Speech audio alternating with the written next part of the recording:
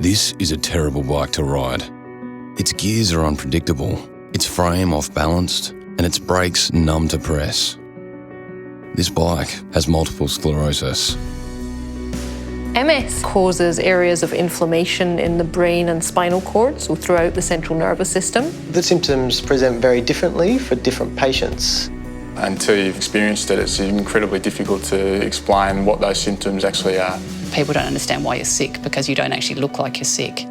To improve our understanding of MS, Paralympian gold medalist Carol Cook led a team of neurologists, physiotherapists, bike mechanics, and people living with MS to build a bike. As bike mechanics, we're going to be trying to actually recreate some of the problems that we encounter on a day-to-day basis. The first thing was deliberately misalign the frame. We'll produce like this kind of dizziness of shifting and real kind of unease. Tied in with designing an off-balance bike, we plan to build the wheels untrue. You'll have to be constantly fighting the bike to stay straight. Using particularly heavy parts, it's going to be pretty fatiguing. After some distance, the rider will start using muscles that wouldn't be natural for a bike rider. We'll be removing certain teeth from the rear cassette. Shifting gears, it really won't respond how the rider will expect. A plastic saddle designed for BMX riding, so they're not really made for comfort. It's going to be pretty numbing. Everything you do when you've lost sensation in your hand feels like you're having to do it harder than you normally would.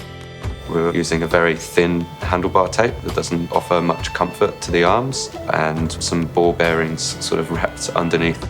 I wouldn't want to ride this bike long distance. The rider would feel quite a discomfort. It's a way in which both medical professionals and the general public can just find a way of understanding the disease a bit more. By improving awareness of these symptoms, it will allow people to come to medical attention sooner. With a disease like MS, it's hidden. People just don't get it.